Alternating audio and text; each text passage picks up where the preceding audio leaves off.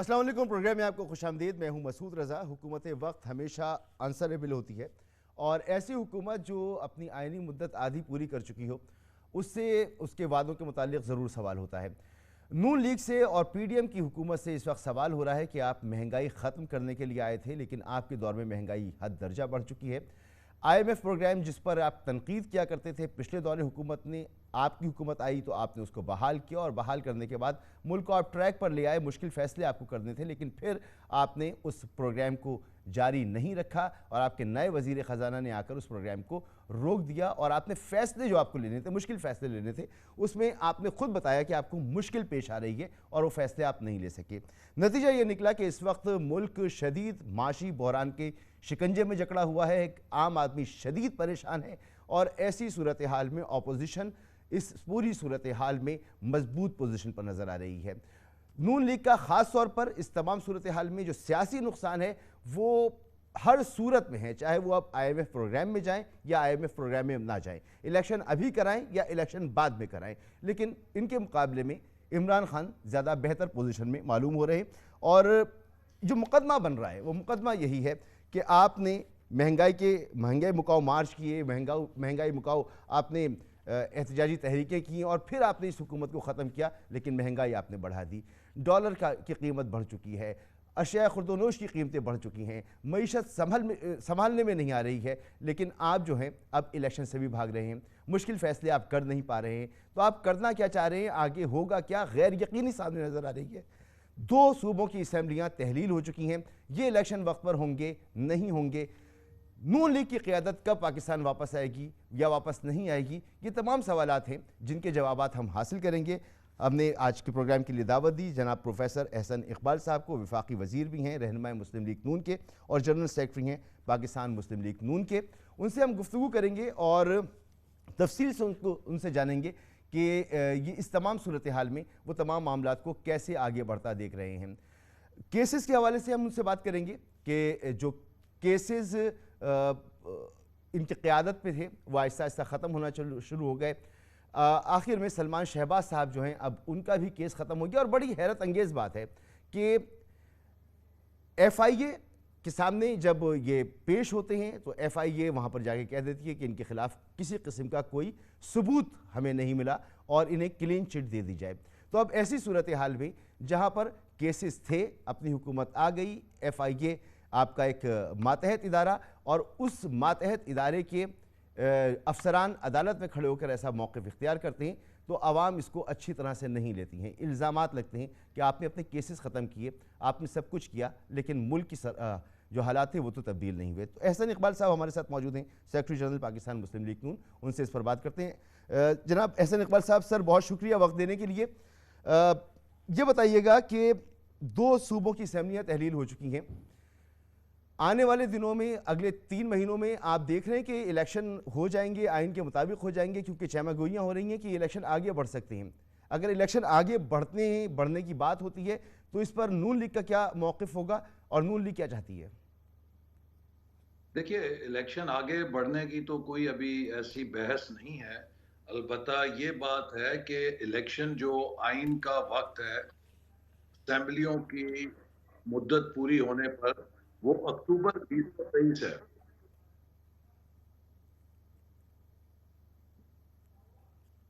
जी, आपको मेरी आवाज़ आ रही है एहसन साहब?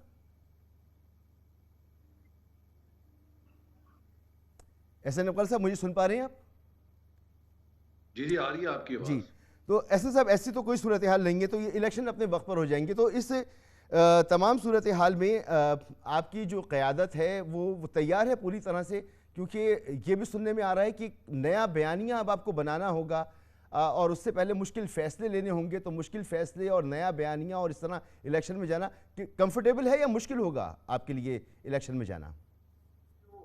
इस वक्त पाकिस्तान के अवाम बहुत बाखबर हैं और आपको मालूम है कि हम जब 12 अप्रैल को हुकूमत में आए तो उससे 12 रोज़ कबल 1 अप्रैल को वजारत ख़जाना ये ऐलान कर चुकी थी कि ख़जाना खाली है। और उसका सबूत ये है कि जो तरक्याती बजट है उसकी आखिरी सहमाई की किस्त जारी नहीं की गई। पाकिस्तान की 75 साल की तारीख में कभी ऐसा नहीं हुआ कि माली साल की आखिरी सहमाई में तरक्याती बजट के पैसों को रोक दिया गया हो और जारी ना किया गया हो।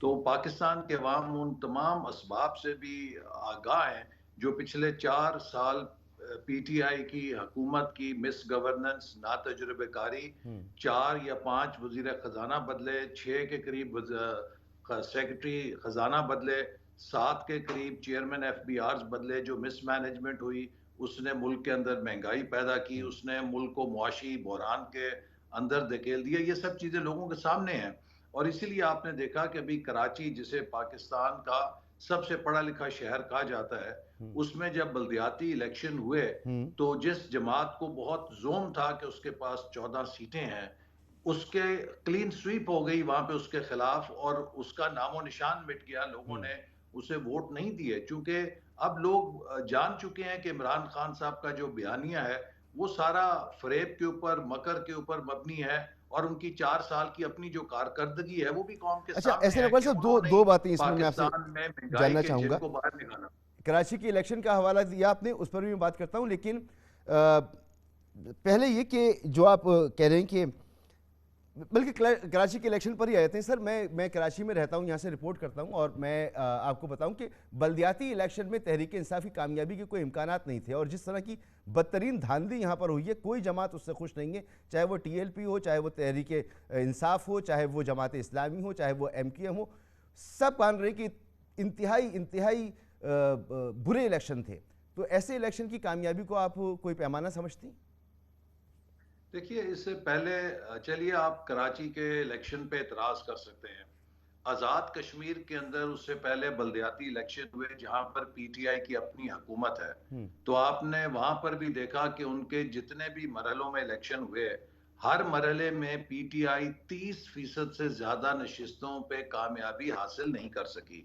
70% नशिस्तों पर पीटीआई के मुखालिफ लड़ने वाले उम्मीदवार कामयाब हुए।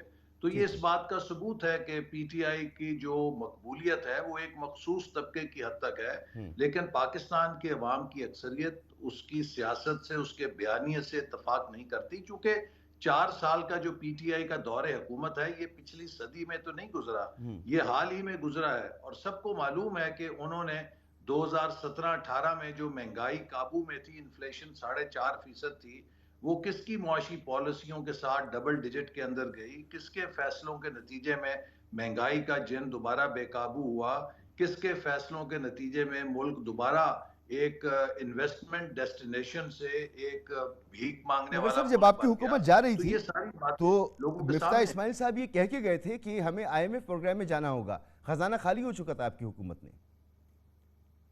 नहीं, हमारी हुकूमत के खजाना खाली नहीं हुआ था। हमारी हुकूमत के वक्त जो है, उस वक्त पाकिस्तान की तरक्की की शरह भी पीटीआई के दौर से ज्यादा थी और उस वक्त महंगाई जो है 4.5% के ऊपर थी और उस वक्त जो करंट अकाउंट डेफिसिट था, जिसके लिए कहा जाता था कि आईएमएफ के पास जाना है, उसकी वजह वो डेफिसिट था जो कि कैपेक्स की वजह से था, जो सरमायाकारी की गई इंफ्रास्ट्रक्चर के मंसूबों में। लेकिन जब पीटीआई की हुकूमत गई है तो उस वक्त जो खजाने का एक अदम तवाजुन या खसारा था, वो बुनियादी तौर पे इंफ्रास्ट्रक्चर की वजह से नहीं था, वो उस कंज्यूमरिज्म की वजह मगर से सर, था जिसमें गाड़ियां मंगाई मगर गई, मगर जो जिसमें आखिरी इकोनॉमिक सर्वे रिपोर्ट थी वो तो बताती है कि 6% की सतह पर तरक्की की शरह थी और ज़र मुबादला के ज़ख़ायर $17 अरब थे और लार्ज स्केल मैन्युफैक्चरिंग हो, ज़राअत हो, सब में ज़बरदस्त काम हो रहा था सर।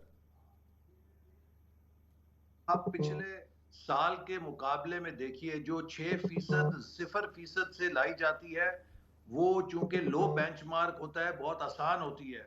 जिसकी मिसाल ये है कि अगर आपकी शरह तरक्की 100% हो, उसमें आप 10% इजाफा करेंगे तो उसका मुकाबला अगर आप 0% पे हों और फिर उसमें 10% इजाफा करें, फर्क होगा। तो ठीक है। जो पिछला साल है उसमें तो ये माइनस नेगेटिव पे चले गए थे चूंकि बेंचमार्क लो हो गया था। ठीक, तो जब ऐसे नकल साहब, एक तो बेंचमार्क आपका बिल्कुल मोबाइल जो है ना मंफी वो में चला वाइब्रेट जाए कर रहा है, तो तो आप उसकी थोड़ी सी आवाज़ करें तो वो 6% ही हो थोड़ी जाएगी। डिस्टर्ब कर रही है। काइंडली ज़रा उसको चेक कर लीजिए। दूसरा ये कि अब आपने इलेक्शन में जाना है, आप समझते हैं आप कंफर्टेबल पोजीशन में हैं और आप इलेक्शन में चले जाएंगे इस पोजीशन के साथ। सर, ये आप बात करते रहें कि तहरीक इंसाफ को अगर अर्ली इलेक्शन चाहिए तो दोनों असेंबलियों को तहलील कर दे और आप भी ये बात कहते रहे। अब उन्होंने दोनों असम्बलियाँ तहलील कर दी, उन्होंने कहा कौमी असम्बली में वापस जाते ही, तो कौमी असम्बली में आपने इनके जो इस्तीफे हैं वो धड़ाधड़ कबूल करने शुरू कर दिए कि असम्बली में ना आ जाएं। देखिए, हम तो उन्हें मशवरा देते थे कि वो अपनी असेंबलियों को तहलील करें, ताकि जो उनको 2 छतरियाँ मिली हुई हैं, वो उनके सिर से उतर जाएँ। और हम इमरान खान साहब के बेहद मशकूर हैं कि उन्होंने अपने हाथों से अपनी दोनों हुकूमतों का खात्मा कर दिया है। वो तो हमारी हुकूमत का खात्मा करने निकले थे, हमारी हुकूमत को ख़त्म करने के लिए लॉन्ग मार्च पे आए थे, वो धरना देने निकले थे। बिल आखिर उन्होंने फिर जो है कुल्हाड़ी अपने पैर पे मारने की बजाय खुद अपनी हुकूमतों की गर्दन लेके उसको चला दिया। तो हम तो मशकूर हैं उनके, बड़ा अच्छा फैसला किया। और अगर वो हमारे ऐसे ही मशवरों पे चलते हैं तो हमारा अगला मशवरा उन्हें ये होगा कि अक्टूबर 2023 तक इंतजार करें। अच्छा, तो ये जो इस्तीफे कबूल किए, ये स्पीकर साहब का अकेले का फैसला नहीं है, क्योंकि जनाब ख्वाजा असाद रफ़ीक साहब ने एक ट्वीट किया इसके बाद। उन्होंने कहा कि 2 महीने पहले हमने ये प्लान बना लिया था, 4 लोगों को इसका इल्म था, और इमरान खान साहब को उन्होंने कहा अब खेलते फिरो तुम ज़िमनिया ज़िमनिया। तो सर ये बाकायदा एक पीडीएम का फैसला था और ये पहले से तयशुदा एक प्लान था? बस अब बात यह है कि देखिए, हमने बहुत खलूस के साथ खान साहब से कहा कि आप असेंबली के अंदर आएं। इस वक्त मुल्क किसी किस्म की बेयकीनी और इंतशार का मुतहम्मल नहीं हो सकता। आप जानते हैं कि न सिर्फ पाकिस्तान बल्कि इस वक्त पूरी दुनिया एक शदीद संगीन मुआशी बहरान का शिकार है। यूरोप में देखिए क्या हो रहा है, बरतानिया में, अमेरिका में, हर जगह इस वक्त इन्फ्लेशन जो है वो रिकॉर्ड तोड़ रही है, रिसेशन सेट इन कर रहा है। तो ये वो वक्त नहीं है कि हम पाकिस्तान के अंदर किसी किस्म का पॉलिटिकल एडवेंचरिज्म करें। सर ये और हम फैसला नेक नियति तयशुदा के फैसला था साथ उन्हें पहले से? दावत देते थे। जी, ये तयशुदा फैसला था? कि आप, अगर गुजारिश है कि मैं वही आपका जवाब दे रहा हूं, तो अगर आप मुझे जरा बात कर लेने देंगे कि जी प्लीज। इंटरप्ट ना करें, तो हम उनको इसीलिए दावत दे रहे थे कि आप असेंबलियों के अंदर आएं। लेकिन जब जनीवा के अंदर पूरी दुनिया ने 10.9 अरब डॉलर की पाकिस्तान की मदद की, जिससे पाकिस्तान का पॉजिटिव सेंटिमेंट पैदा हुआ, तो इमरान खान साहब ने एक मिसाइल खैबर पख्तूनख्वा और पंजाब की असेंबलियों को तहलील करके मुल्क में दोबारा बेयकीनी पैदा करने का चलाया। और उसके बाद वो चाहते थे कि अब आके वो कौमी असेंबली को भी डिस्टेबलाइज करें।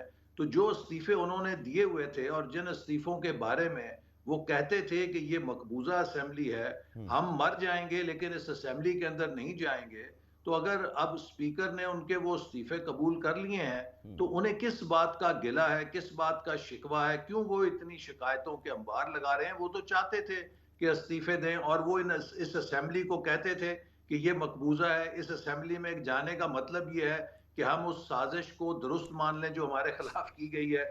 तो अब सर वो इस बात पे भी स्पीकर साहब नाला ने है कि उनके इस्तीफे इस्तीफे क्यों कबूल मंजूर हो किए, गए। और आपकी वुज़रा और आप भी कह रहे हैं कि जी ये हमने किया, और आपके वुज़रा कह रहे हैं, ख्वाजा साद रफ़ीक साहब का मैंने ट्वीट बताया कि ये पहले से मंसूबा था कि ऐसा किया जाएगा। तो इसके बाद क्या स्पीकर कौमी असम्बली वो गैर जानिबदार रहे? मेरे भाई, अगर मैं इस्तीफा दे दूं किसी जगह से और आपको दे दूं और आप उसे कबूल कर लें, तो उसमें मंसूबा कहां से आ गया? सर ख्वाजा इस्तीफा साहब कह रहे हैं, मैंने मैं नहीं दिया कह है, रहा, कबूल आपके आपने आपके किया कुलीग कह है। रहे हैं, आपके वजीर हैं, इंपॉर्टेंट वजीर नहीं, हैं। वो तो मुझे नहीं पता उन्होंने किस तनाजुर में कहा। असल बात यह है कि क्या पीटीआई ने इस्तीफा नहीं दिया था? दिया था ना। तो सर उन्होंने आपने क्या भी तो कहा ऐलान था नहीं वापस किया आ था जाएं, कि हम इस और असेंबली में बैठना स्पीकर साहब भी कह रहे थे कि अपनी वापस आ तौहीन जाएं। समझते हैं? तो अगर उनका इस्तीफा मंजूर हो गया तो किस बात की उन्हें शिकायत है और किस बात का उन्हें शिकवा है? सर मेरा तो सवाल ये है कि राजा परवेज़ अशरफ साहब, अगर ये किसी आप बाकायदा एक प्लान के ज़रिए था और पहले से तयशुदा था, तो जो इल्ज़ामात आप लगाते थे तहरीक इंसाफ के दौर में स्पीकर पर, तो वो इल्ज़ाम तो अब आपके सामने भी मौजूद है। ये देखिए, कैसे हो किस सकता है बात कि का उनका इल्जाम? वाला उस पर तो आप तनकीद करें और अपने दौर में आप कहें कि बिल्कुल ठीक था? मेरे भाई, किस बात का इल्जाम? अगर तो स्पीकर साहब ने कोई ऐसा इस्तीफा जाली कबूल कर लिया हो कि किसी रुकन ने इस्तीफा नहीं दिया था और उन्होंने उसका नोटिफिकेशन जाली तौर पे कर दिया हो, तो स्पीकर गैर जानिबदार नहीं है। लेकिन अगर एक रुकन जो है वो कहता है कि मैंने इस्तीफा दिया है और उसका इस्तीफा उन्होंने मंजूर करके इलेक्शन कमीशन को फॉरवर्ड कर दिया है, तो इसमें जानिबदारी कहां से आ गई? उन्होंने अपना फर्ज अदा किया, जो आइन के मुताबिक उनका फर्ज है कि अगर कोई मेंबर इस्तीफा दे और वो कन्विंस हों कि ये उसने सही इस्तीफा दिया है, तो फिर वो उसकी ड्यूटी है स्पीकर की कि उसे इलेक्शन कमीशन को फॉरवर्ड करे। तो सर ऐसी सूरत में आप मशवरा देंगे अपने साथियों को कि ऐसे ट्वीट्स और ऐसे बयानात ना दिया करें कि स्पीकर साहब के इक़दामात को भी अपना मंसूबा करार दें, इससे गलत मैसेज जाता देखिए है। वो, अब ये मैंने उनकी ट्वीट नहीं देखी किस पस मंजर में की है, लेकिन मैंने आपको जो फैक्चुअल हकीकत है कि पीटीआई के लोगों ने इस्तीफा दिया। उन्होंने कहा कि ये असेंबली मकबूजा है। इमरान खान साहब ने कहा कि हम इस असेंबली को देखते भी नहीं और हमारे इस्तीफे मंजूर क्यों नहीं किए जाते। अगर इस्तीफे मंजूर नहीं हो रहे थे उस पर भी उन्हें शिकायत थी। अगर अब इस्तीफे मंजूर हो गए हैं तो उस पर भी वो नाला है। तो अब मुझे नहीं मालूम कि वो कैसे खुश होंगे। नहीं सर, वो सवाल आपसे इसलिए बन रहा है क्योंकि स्पीकर साहब ने एक पोजीशन ली हुई थी कि फर्दन फर्दन सब मेरे सामने पेश होंगे, तो सब लोग फर्दन फर्दन तो पेश नहीं हुए मगर उन्होंने इस्तीफे कबूल कर लिए। आगे बढ़ते हैं सर,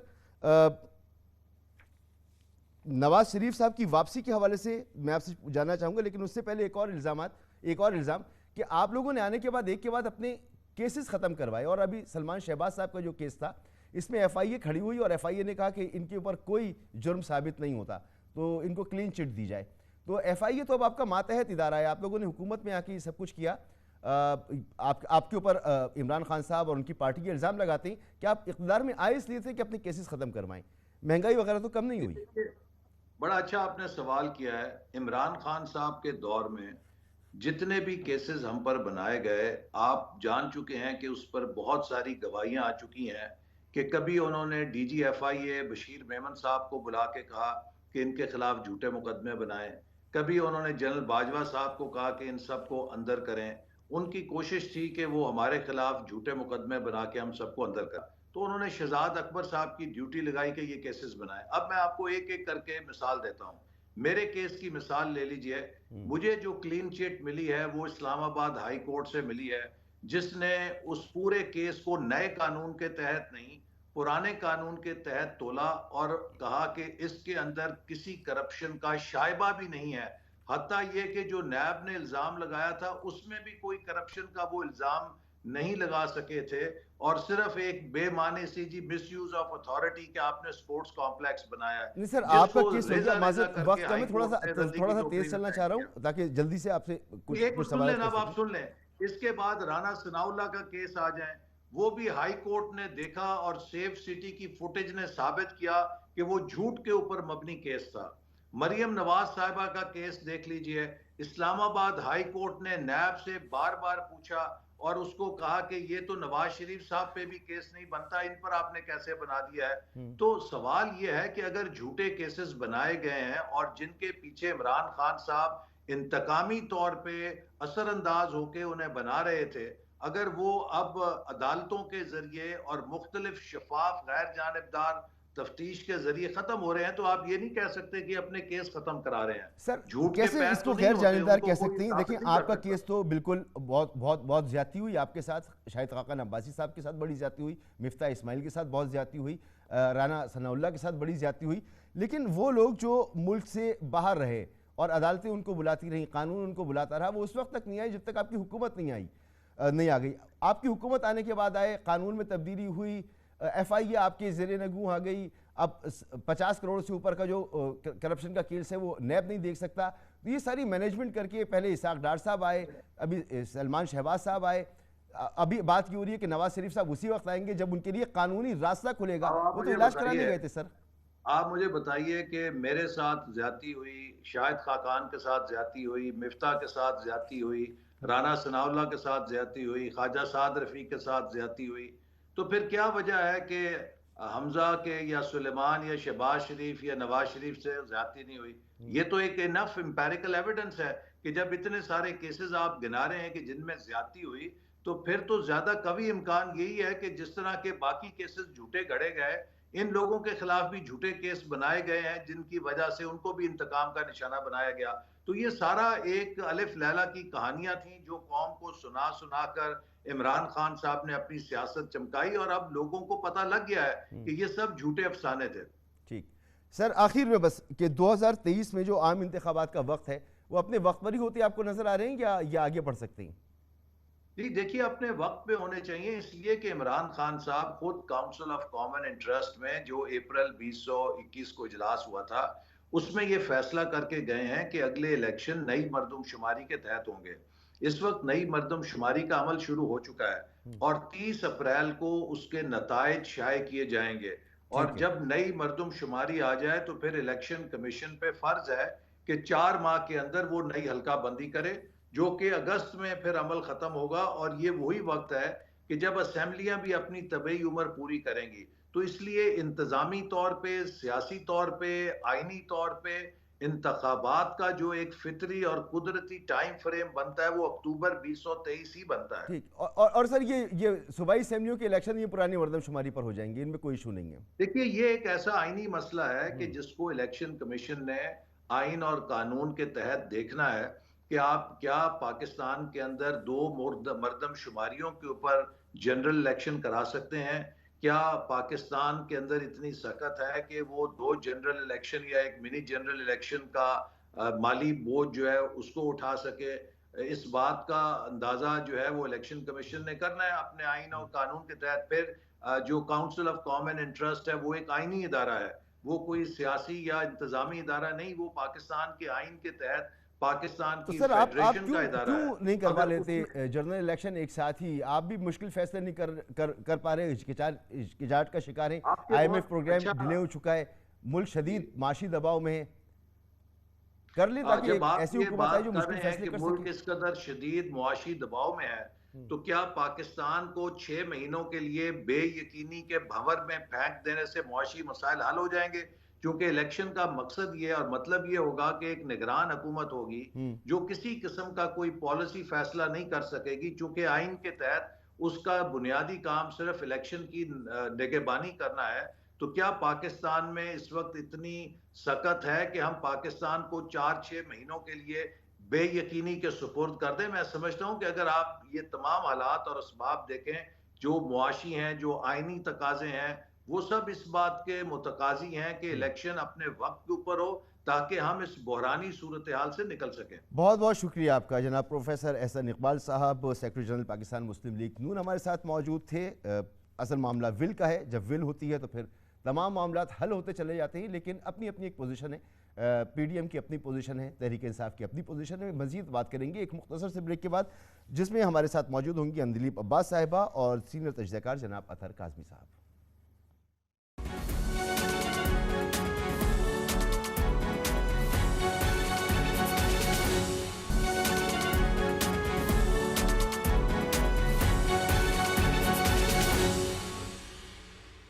प्रोग्राम में आपको एक बार फिर खुश आमदेद। पाकिस्तान की दो असम्बलियाँ तहरील हो चुकी हैं, खैबर पख्तूनख्वा और पंजाब की असम्बली।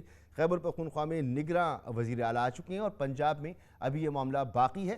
ग़ालिबन कल या परसों तक ये फैसला भी मुतवक्किल है और हो जाएगा। ऐसी सूरत हाल में हुकूमत की तरफ से ख़ासतौर पर बिलावल भुट्टो जरदारी साहब बात बहुत वाज़े तौर पे कह चुके हैं कि इमरान खान अपनी असम्बलियाँ ख़त्म करें, उनको लग पता जाएगा कि अपोजिशन होती क्या है। असद कैसर साहब ने कल कहा कि अगर कि उनको ये लगता है कि इमरान खान को गिरफ्तार भी किया जा सकता है, उन्हें नाअहल भी किया जा सकता है।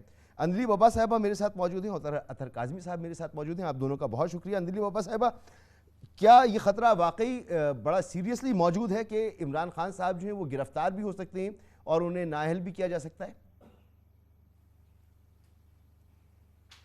शुक्रिया मसूद। सबसे पहली बात तो ये कि ये एक डिक्लेरेशन है और ये आप पिछले एक हफ्ते से देख रहे होंगे कि इनकी एक पूरा नैरेटिव है कि जी हर सूरत हमने गिरफ़्तार करना है और हर सूरत का मतलब है जायज़ नाजायज़ जैसे भी। सबसे पहले इन्होंने तोशा खाना के ऊपर, आपको पता है कितनी देर प्रोग्राम्स, आप भी सारी रात लगे हुए हैं जी, घड़ी बेचती। जैसे ही वो जो अली गौहर बलोच साहब का केस था जिसमें उनको कहा गया कि जी आप बाकियों का भी एविडेंस लेके हम देखेंगे, उस वक्त उन्होंने केस विड्रॉ कर लिया।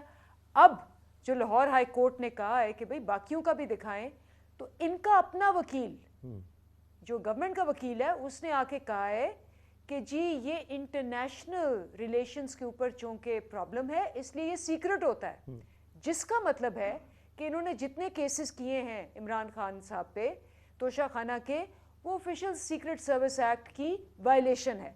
तो इन पे तो उल्टा केस बनेगा। अब वो तोशा खाना करते करते आप ही तोशा खाना हो गए, ये तो वो इनका हाल है। अब इनके पास कोई केस नहीं रहा, लेकिन केस ना रहने के बावजूद रोज आके धड़ल्ले से कहना कि जी हमने गिरफ्तार कर लेना है, कर लेना है, कर लेना है, एक तरफ। दूसरी तरफ आप ये भी देखें कि अपने सारे केसेस माशाल्लाह माफ हुए जा रहे हैं। सुलेमान शरीफ भी आज धुल के साफा हो गया है, उससे पहले सारे के सारे धुल के साफ हो गए। इससे पता क्या आपको लगता है? इससे पता लगता है कि ये ऑर्गेनाइज्ड क्राइम माफिया बैठा हुआ है। जैसे कि आपको पता है कि 60-65% सारे के सारे जो हैं इनके ऊपर केसेस थे और मनी लॉन्ड्रिंग के केसेस थे। अब इन्होंने डिक्लेयर कर दिया है कि इनको केस मिले ना मिले, इन्होंने इमरान खान साहब को गिरफ्तार करना ही करना है। ये इनकी जिंदगी पे भी अटेम्प्ट कर चुके हैं, उनकी टांगे इन्होंने गोलियों से छलनी की हैं, उसके बावजूद हर मैदान में हार गए हैं। इनका ये हाल है कि ना ये हमारे ऐसा होता है, ना ये चाहते हैं कि 4 महीने बाद इंतखाबात हो, ना ये फेस कर सकते हैं 9 महीने बाद हमें। इसलिए इनके पास एक ही हल है कि ये हर सूरत नाजायज या किसी भी तरीके से, अल्लाह माफी दे, उनको गिरफ्तार करें या उनको कुछ करें। और ये हम ओपनली डिक्लेयर कर रहे हैं कि अब ये डेस्परेशन की इस इंतहा पे पहुंच गए हैं कि इनका तोशाखाना केस भी जो है वो क्या कहते हैं ना, तो आप समझते हैं डेस्परेशन में ये कोई भी ऐसा इकदाम कर सकते हैं जो कि मुनसिफाना आपके नज़दीक नहीं होगा? अतर काज़मी साहब, ऐसी कोई सूरत हाल पैदा होती है कि इमरान खान साहब वो टेक्निकली उनको नाअहल किया जाता है या उन्हें गिरफ्तार किया जाता है, तो इसका फ़ायदा होगा मौजूदा हुकूमत को या नुकसान? देखिए, छोटा सा मैं कमेंट करना चाहूंगा। पिछले आपके सेगमेंट में एहसन इकबाल साहब वफाकी जो वजीर हैं वो ये फरमा रहे थे कि स्पीकर साहब ने आइन और कानून के मुताबिक सब कुछ किया जिस तरह इस्तीफे मंजूर किए हैं। स्पीकर साहब का जो मौकिफ था इस्तीफों के हवाले से, आपने भी उनको याद करवाया। और उस जमाने में तो ऐसा लगता था कि स्पीकर साहब को आइन और कानून इस तरह याद है कि अगर वो आइन और कानून की किताब खोलेंगे तो आगे से आइन भी बोलेगा कि सर क्यों शर्मिंदा कर रहे हैं, आप तो चलता फिरता आइन है। और वो आप जिस तरह बताते थे कि इस्तीफे तो मंजूर हो ही नहीं सकते, फिर आपने वही इस्तीफे मंजूर कर लिए। और दूसरी, उन्होंने खान साहब की मकबूलियत और पीटीआई की मकबूलियत के हवाले से कराची के बल्दियाती इंतखाबात की मिसाल दी। मतलब थोड़ा सा भी उन्होंने महसूस नहीं किया कि उन इंतखाबात में आपकी अपनी जमात कहां पे थी, क्या आपकी जमात किसी को नजर आई? नून लीग। और तीसरा, उन्होंने ये कहा कि आजाद कश्मीर के बल्दियाती इंतखाबात के हवाले से, आजाद कश्मीर के बल्दियाती इंतखाबात में भी हर मरहले पे भी और ओवरऑल पाकिस्तान तहरीक इंसाफ सबसे बड़ी जमात थी।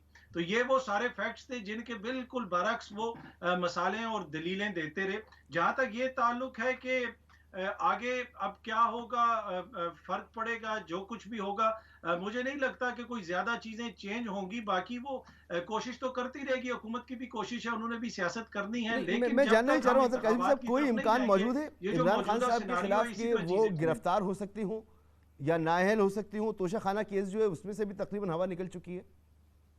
देखें, अगर आपने आइन और कानून के मुताबिक कुछ करना हो तो उसमें तो आप कानून के जो माहिरीन हैं या कानून के जो माहिरीन हैं उनसे राय लेके जान सकता है शख्स। लेकिन जिस तरीके से जो मैंने आपको इस्तीफों की मिसाल दी कि उन्होंने जो करना होगा वो करेंगे, तो खान साहब के ऊपर केसेस तो है, काफी केसेस हैं, उसमें कोशिश तो ये पूरी होगी कि उनको नाअहल किया जाए, इसलिए कि वो लेवल प्लेइंग फील्ड जो उनकी है इस वक्त मौजूदा हुकूमत की, वो यही है कि इमरान खान को सियासत से आउट किया जाए। बाकी देखें, ये सारी हम जो बात करते हैं, खान साहब के दौर में भी दूध और शहद की नहरें नहीं बह रही थी। अगर खान साहब की हुकूमत चलती रहती तो हो सकता है कि अवाम उनको भी उस तरह वोट ना देते। लेकिन जो कुछ इन्होंने 8 महीने में किया है, इनके लिए अब एक ही ऑप्शन है कि खान साहब को किसी तरीके से टेक्निकली नॉकआउट करें। सियासत में ये खान साहब का फिलहाल मुकाबला नहीं कर पा रहे।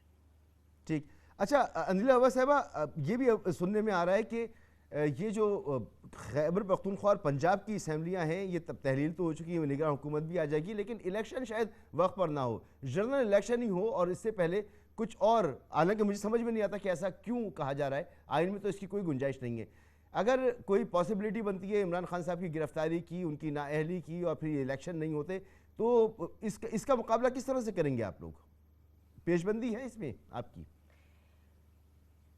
देखिए मसूद रज़ा साहब, एक बड़ी क्लियर बात है, ये चाहे एहसन इकबाल आ जाए, चाहे कोई भी आ जाए, इकॉनमी के मुतालिक इन्होंने इतनी झूठ बोला है और बड़ी बेशर्मी से झूठ बोला है क्योंकि मिफ्ता इस्माइल सेमिनार्स कर रहे हैं, हर जगह जाके सेमिनार्स कर रहे हैं 7 इकोनॉमिस्ट लेके, और वो बता रहे हैं कि इकोनॉमी का कैसे बेड़ा गर्क हुआ है। और ये जो इन्होंने आर्टिफिशियली टेक्निकल डिफ़ॉल्ट कराया हुआ है, जिसमें एलसीज को इन्होंने रोक के रखा हुआ है, आपकी टोयोटा बंद हो गई, आपकी सुजुकी बंद होगी, आपके निशात मिल्स बंद हो गए, आपके खाने पीने की चीज़ें जो हैं वो ख़त्म होने वाली हैं, आपकी इकोनॉमी जो है वो 6% से नेगेटिव पे आ गई है, आपके रिजर्व्स जो हैं वो 16 बिलियन से जब हम छोड़ के गए 4.3 बिलियन पे आ गए हैं, आपकी एक्सपोर्ट्स नोज डाइव कर रही हैं, आपकी 70 लाख बंदे, 70 लाख, ये आप लोगों ने फिगर दिए हुए हैं, आपके चैनल ने और चैनल्स ने, 70 लाख बंदे बेरोजगार होने जा रहे हैं टेक्सटाइल इंडस्ट्री बंद होने की वजह से। तो ये जब ये सारी चीज़ें सामने आए इनके, मुझे बताएं ये कितनी देर लास्ट करेंगे? ये एक अल्लाह माफ़ी दे, ये जो तूफान आने वाला है ये सबसे पहले इनको बहा के लेके जाएगा। और इसहाक डार साहब जो हैं, जो कुछ उन्होंने मिफ्ता इस्माइल के मुतालिक कहा था कि पहले 6 महीने इन्होंने जो कुछ किया है, और सुलेमान शरीफ ने कहा कि जोकर थे ये, जोकर मतलब आपस में ये पिछले 9 महीने की कार्रवाई पे अच्छा, उस दोनों बयान की ग्रुप्स उन्होंने जो हैं तरदीद की है PMLN के, वो अनिला उनके अब्बा साहिबा? उनको फाड़ के सामने लेके आ चुके हैं। ठीक है, मगर तो ऐसी मुझे सूरत हाल में बताएं अगर इमरान कि- खान साहब जेल में होते हैं और इलेक्शन के लिए कोई तिगड़म लड़ा लिया जाता है कि इलेक्शन ना हो वक्त पर, तो इसमें फिर आप लोगों की क्या पेशबंदी हुई, कौन लीड कर रहा होगा अगर इमरान खान साहब नहीं होंगे तो? मसूद, मैं इसमें बड़ी क्लियर आपको बता रही हूँ कि इस वक्त बिल्कुल डेस्परेट हैं, और इन्होंने तकरीबन इमरान खान साहब पे हर किस्म का अटैक का इजहार कर दिया है, और बिल्कुल जैसे मैंने कहा कि ऑर्गेनाइज्ड क्राइम के तौर पे। इसलिए हम बिल्कुल प्रिपेयर्ड हैं। इस वक्त इनको इनकी खाम ख्याली है, इन्होंने कुछ ट्रेलर्स देखे थे जब लोग बाहर निकले थे, और अगर इन्होंने ऐसी कुछ हरकत की, और पता है आपको कि अगले 15 दिन में जो इकोनॉमी का हाल होना है, लोग हम नहीं तो रोकेंगे इमरान खान भी तो साहब लोग नहीं रुकेंगे। मैं एक बात कह रहा हूं, अभी तो सिर्फ हम कयास पे बात कर रहे हैं। अगर ऐसी सूरत हाल होती है तो सेकंड लीडरशिप कौन होगी सामने, जो लोगों को क्राउड पुलर हो, जो तहरीक चला सके? बिल्कुल हमारी जो लीडरशिप है तैयार है, हमारे पास प्लान ए है, प्लान बी है, प्लान सी है, हर चीज का प्लान बना हुआ है विथ टाइमलाइंस, और पूरी ऑर्गेनाइजेशनल स्ट्रक्चर भी हमने इसको, क्योंकि हमें पता है कि ये अगर गोलियां देखें, जिस दिन इन्होंने हमें गोलियां मारी हैं उस दिन हम कोई, मेरे ख्याल है कोई 25-30 लोग ऊपर थे, और इन्होंने जिस बेदरेग तरीके से गोलियां मारी हैं, इनका इतना डेस्परेशन है। और ये एक अजीब सा समय के एक एक्स प्राइम मिनिस्टर आज तक इस मामले पर नहीं दर्ज कर चुका। इल्जाम बरह रास्त तो किसी पर नहीं लग सकता। अनिला अब्बा साहिबा, इसकी तहकीकात होनी चाहिए। नहीं, मुझे बताएं तो फिर FIR क्यों नहीं दर्ज होने दे रहे? ठीक, वो एक अलहदा मामला है, वो एक अलहदा मामला है बिल्कुल। अब बहरहाल आपने डिस्प्रेशन की बात की और आपने भी इस खदशे का इजहार किया कि ऐसा हो सकता है। असद कैसर साहब भी कह रहे हैं इस तरह से हो सकता है। कुछ भी नहीं है, तो आप कह रहे हैं आपके पास प्लान बी, प्लान इन्होंने GIT में सी भी मौजूद है। ठीक है, अजहर काज़मी साहब, ये अभी जैसे एहसन इकबाल साहब फरमा रहे थे पिछले सेगमेंट पे कि मईशत के हवाले से उन्होंने कहा कि जी हमारी कारकर्दगी जो है हम इसको देखेंगे इमरान खान साहब की कारकर्दगी और जहां वो मुल्क छोड़ के गए थे। क्या अवाम इस बात को कबूल करने के लिए तैयार हो जाएंगे? आपका तज्जिया इस पर क्या होगा कि आप इलेक्शन मोड में हो, अपना वक्त पूरा कर चुके हो जो भी आपका वक्त था, और फिर आप ये कहें कि मैं जिम्मेदार नहीं हूं, पिछला वाला जिम्मेदार था?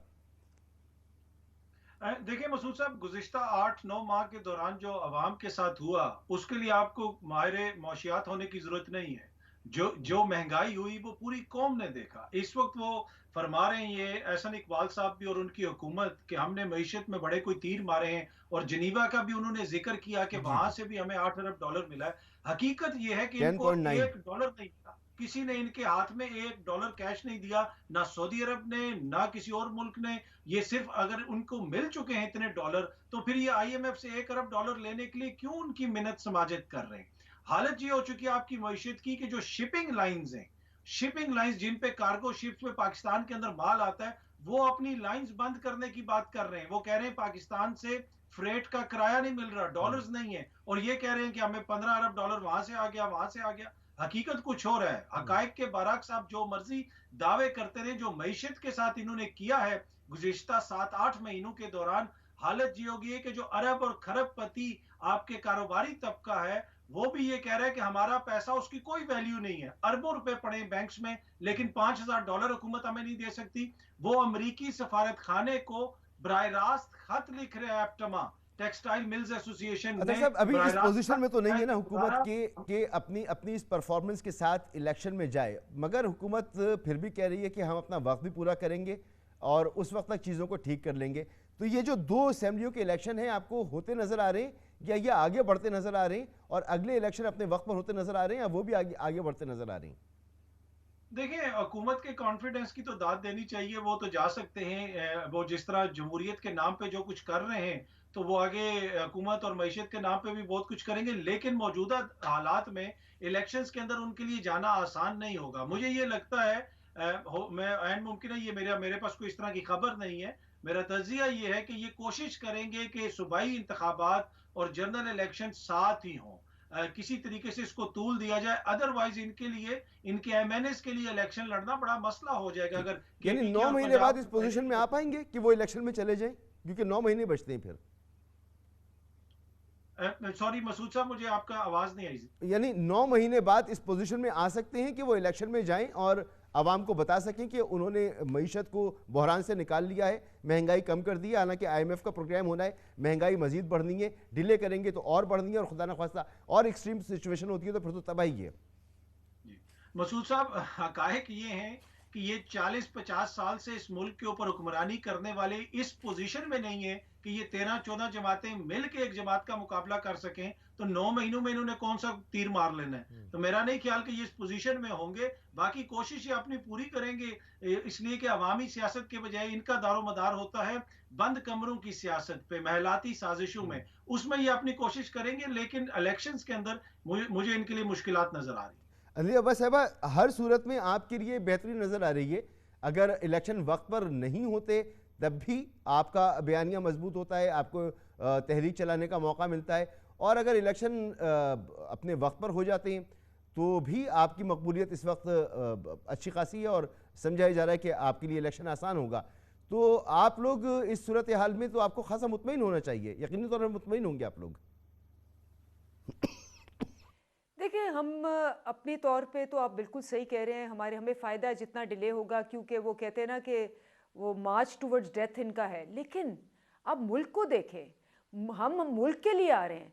जितना ज़्यादा आप दिन ब दिन देखें, आपको रोज़ रिजर्व्स कम हो रहे हैं, आपकी बेरोज़गारी रोज़ बढ़ रही है, आपकी इस वक्त को 40% इन्फ्लेशन हो गई है और ये ऊपर की ऊपर जानी है।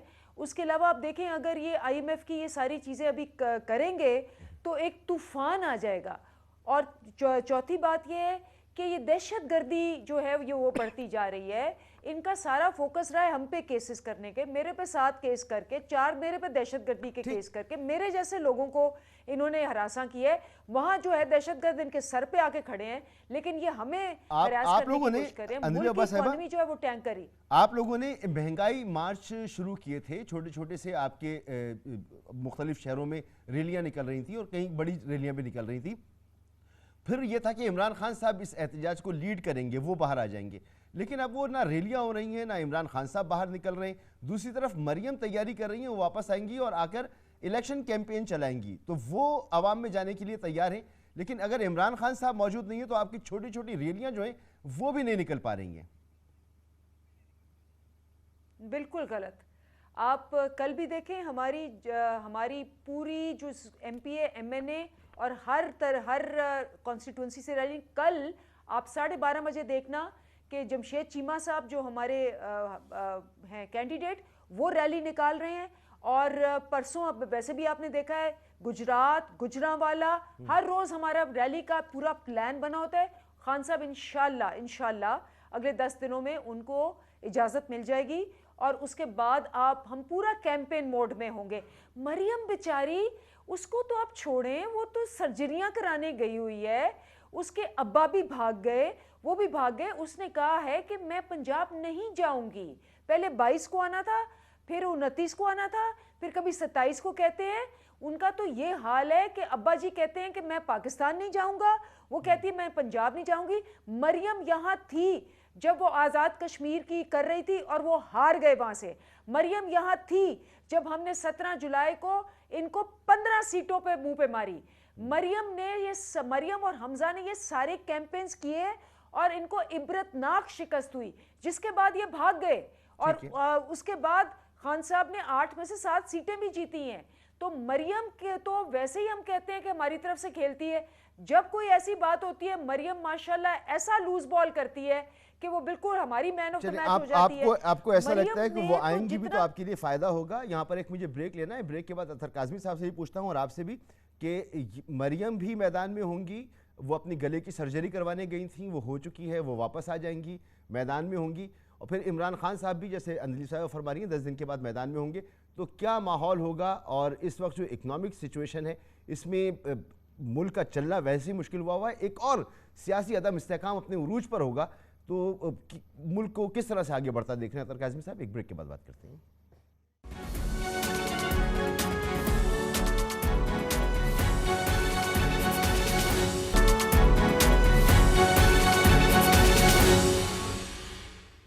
प्रोग्राम में आपको एक बार फिर खुशामदीद। अतर काज़मी साहब, इमरान खान साहब 10 दिन के बाद जैसे अंजलि साहब फरमा रही है कि वो सड़कों पर आ सकती हैं अगर उन्हें डॉक्टर्स ने इजाज़त दे दी, और मरियम वापस आ रही हैं, वो अपनी कैंपेन शुरू कर रही होंगी। माशी सूरत हाल तो वो अब तर है ही, हर आदमी परेशान है इस सूरत हाल में। तो ऐसे वक्त में जब इमरान खान साहब की पंजाब में और खैबर पख्तूनख्वा में हुकूमतें ख़त्म हो गई, लेकिन मरकज़ में PDM की हुकूमत है, पीपल्स पार्टी की सिंध में है, बलूचिस्तान में हुकूमत मौजूद है, वहाँ पर हुकूमती क़ुव्वत भी मौजूद है, इख्तियार भी मौजूद है।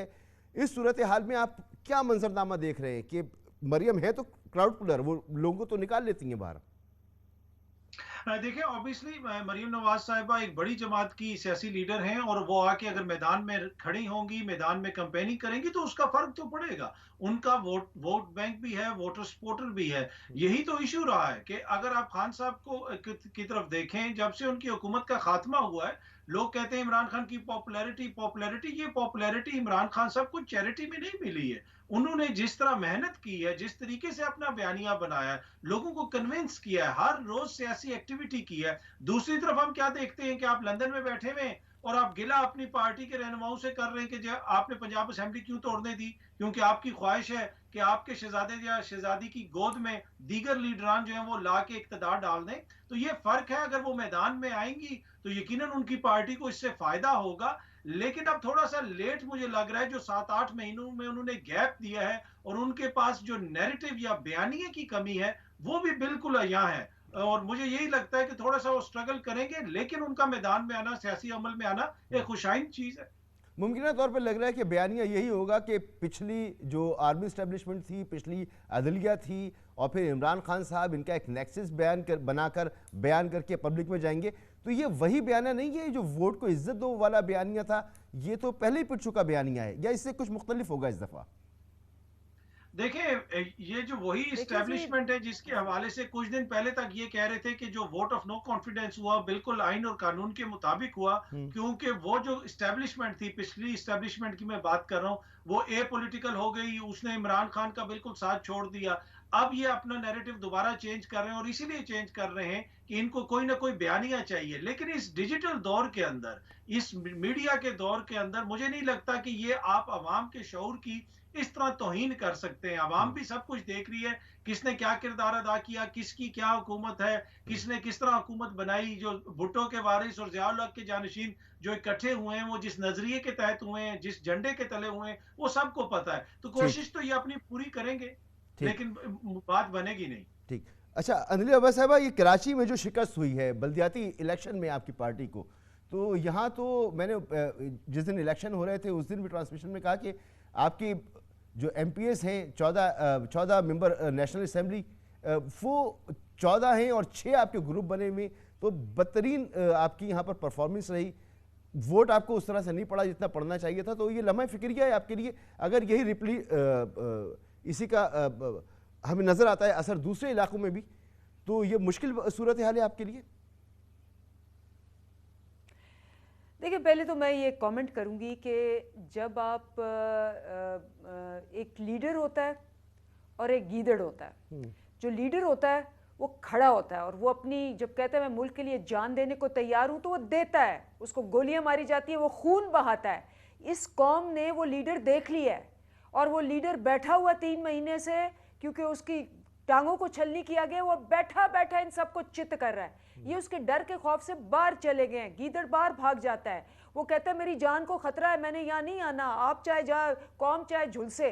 तो ये एक बड़ा फर्क नजर आ गया है। इनका कोई बयानिया नहीं चलेगा। आके कहेंगी क्या, ये क्या कहेंगी कि जी वो क्यों बैठे हुए 4 साल से। कराची में वो शिकस्त भी हुई आप चले लोगों गए, को ये भी चली गई, हमजा भी चले गए। सूरत-ए-हाल मुझे में, बताएं बल्दियाती इलेक्शन में। मैं बल्दियाती इलेक्शन में बिल्कुल, एक तो बहुत बुरी धांधली हुई, बिल्कुल ये बात सच है और इसमें कोई शक नहीं है कि हमारा सारा फोकस पिछले 6 महीने से, क्योंकि हम लॉन्ग मार्च कर रहे थे, पंजाब पे था, इसमें कोई शक नहीं है। लेकिन इमरान खान साहब ने कहा है कि जैसे वो ठीक होंगे वो जाएंगे सिंध, ना सिर्फ कराची बल्कि सिंध में जाएंगे। और हमारी जो लोकल बॉडीज की वहाँ तंजीम थी, डेफिनेटली उसमें इंप्रूवमेंट्स की बहुत गुंजाइश थी। लेकिन फिर भी मैं आपको कहूँ, ये जो मुस्लिम लीग है इसकी कितनी सीटें हैं, ये JUIF जो है कितनी सीटें हैं, और जो पीपल्स पार्टी है अभी आप देख लें कम से कम 30 सीटों के ऊपर सबके पास फॉर्म 11 हैं जो कह रहे हैं कि जी इन्होंने मेरे पास वक्त खत्म हो गया।